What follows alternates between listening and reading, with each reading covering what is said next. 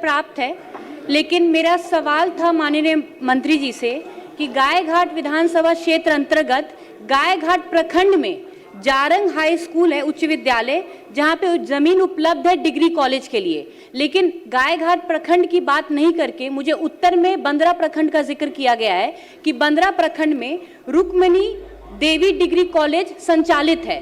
तो पहला तो मेरा सवाल ये है कि बंदरा प्रखंड में जिस रुक्मणी देवी डिग्री कॉलेज संचालित की बात की जा रही है, एक तो वो भी कंस्ट्रक्शन फेज में है, वो संचालित नहीं है। तो पहले तो जिस अधिकारी ने ये जवाब दिया है, क्या उस पर कार्रवाई की जाएगी कि वो भ्रमित जवाब दे रहे हैं सदन में? और दूसरा सवाल है कि गायघाट विधानसभा में जो गायघाट प्रखंड है, जहां एक भी डिग्री कॉलेज नहीं है, तो 7/3 के तहत क्या वहां पे डिग्री कॉलेज का निर्माण किया जाएगा और कब तक? माननीय मंत्री शिक्षा विभाग। माननीय अध्यक्ष महोदय, 7/3 और जो बजट भाषण में माननीय उप मुख्यमंत्री जी ने कहा, तो उसका हम लोग पालन निश्चित रूप से कर रहे हैं। और हम लोगों ने जिला पदाधिकारी से भूमि के संबंध में वैसे प्रखंडों की सूची मांगी थी जहां वो बिल्कुल किसी भी डिग्री कॉलेज से, प्राइवेट हो या सरकारी हो, आच्छादित नहीं हो। अगर माननीय सदस्य संतुष्ट नहीं है तो पुनः इसको हम दिखवा लेंगे। अगर वहाँ एक भी प्राइवेट या सरकारी तो खैर है ही नहीं, अगर वहाँ नहीं होगा तो निश्चित रूप से इसको हम लोग टेकअप करेंगे। उसमें अगर ज़रूरत पड़ी तो 2 से 33 में इसको जोड़ लेंगे। संजय कुमार सिंह, ये विषय मुजफ्फरपुर का, आप क्षेत्र का नहीं है, प्लीज भेजिए, तो अलग से दे दीजिए। आप सीनियर मेंबर हैं, पार्लियामेंट के मेंबर भी रहे हैं। क्वेश्चन जो है मुजफ्फरपुर जिले का है, अपने जिले का देना होगा, पूर्णिया का। तो मान्य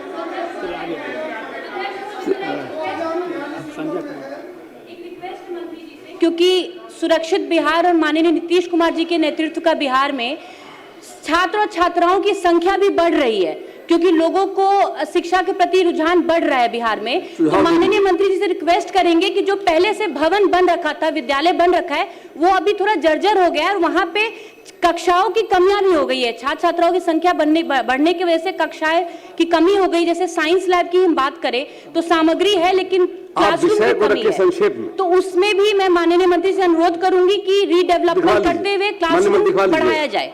संजय को दिखवा लेंगे। संजय कुमार सिंह। माननीय अध्यक्ष महोदय, मैंने प्रश्न पूछा है कि सिमरी बख्तियारपुर विधानसभा के मैसी प्रखंड के सिरबार बिरबार पंचायत में उत्तर मिला है ना? उत्तर नहीं मिला है अभी। अच्छा, बैठ जाइए माननीय मंत्री। हमने उत्तर में लिखा कि वस्तु स्थिति महोदय यह कि प्राथमिक विद्यालय जयवार में 1 वर्ग कक्ष, 2 क्रियाशील शौचालय एवं 4 दीवारी उपलब्ध है। अतिरिक्त वर्ग कक्ष निर्माण हेतु लगभग 3 कट्ठा भूमि भी उपलब्ध है। उक्त विद्यालय में 5 अतिरिक्त वर्ग कक्ष, 1 प्रधानाध्यापक कक्ष एवं 1 रसोई गृह निर्माण हेतु जिला शिक्षा कार्यालय के ज्ञापांक द्वारा प्रबंध निदेशक BSIDC को पत्र दिया गया। उस आलोक में हमने निर्माण कार्य BSIDC पटना को स्वीकृत करते हुए अगले 8 माह में पूर्ण करने का निर्देश दिया है। श्री नीतीश कुमार सिंह, पूछ लीजिए। माननीय मंत्री महोदय से ये आग्रह करेंगे, लाइन आग्रह करेंगे कि मेरे विधानसभा जो कि एक बाढ़ पीड़ित क्षेत्र है, तो उसमें कई ऐसे स्कूल हैं जिसमें जो है सो भवन कक्ष नहीं है, कई जो है सो चदरा के मकान में चल रहा है, जैसे झाड़ा है, उल्लेख है नहीं। तो अभी आपको माननीय मंत्री जी अगर शिक्षा पदाधिकारी से दिखा लेंगे तो इसका लिख के बाद दे दे, माननीय मंत्री जी को दिखवा लेंगे। श्री नीतीश कुमार सिंह। माननीय अध्यक्ष महोदय, उत्तर मिला है, उत्तर से संतुष्ट भी हूं और सरकार को धन्यवाद देना चाहता हूं कि हमारे जिन प्रखंडों में डिग्री कॉलेज नहीं है वहां पे बनाने का 7/3 में निर्णय लिया है।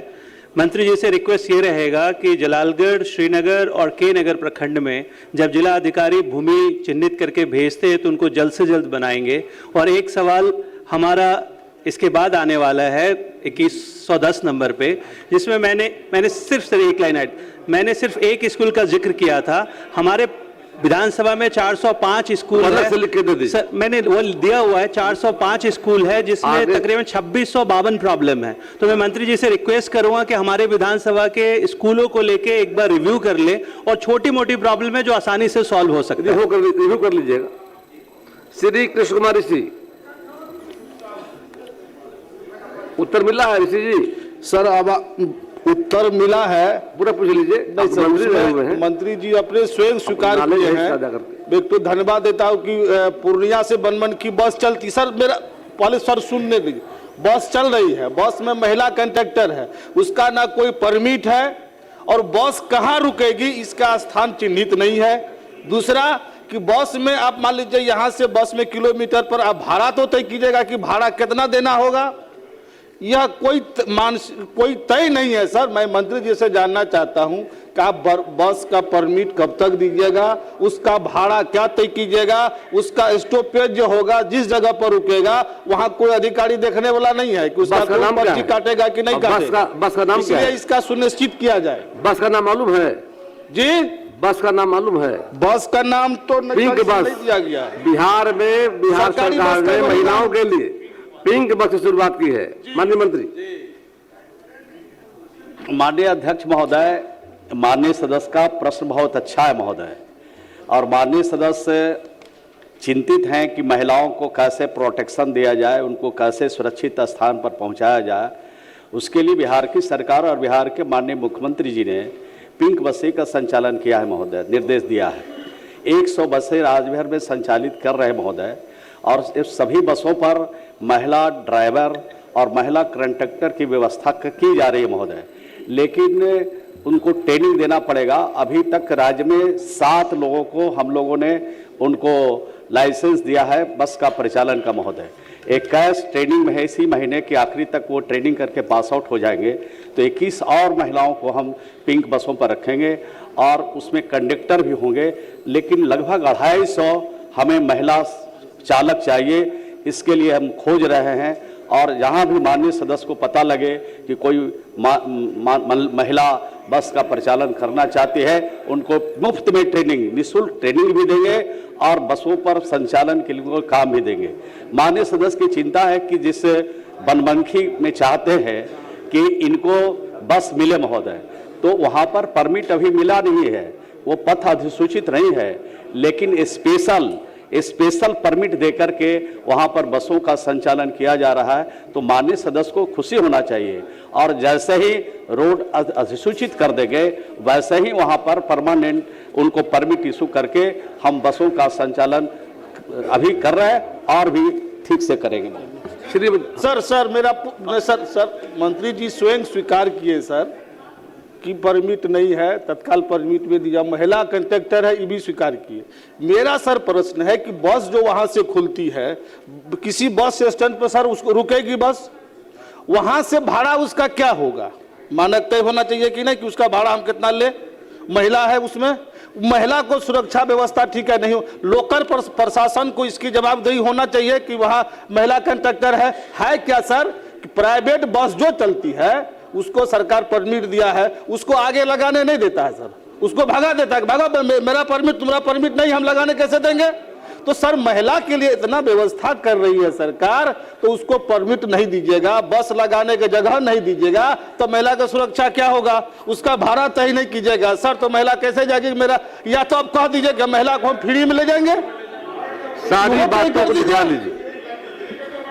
माननीय अध्यक्ष महोदय, माननीय सदस्य ने जो प्रश्न किया है, पूरक प्रश्न किया है महोदय, वो ठीक प्रश्न किया उन्होंने महोदय। ये राज्य भर में जो प्राइवेट बसें जो चल रहे हैं महोदय, हमारे सरकारी बसों को परिचालन में समस्या खड़ा कर रहे हैं।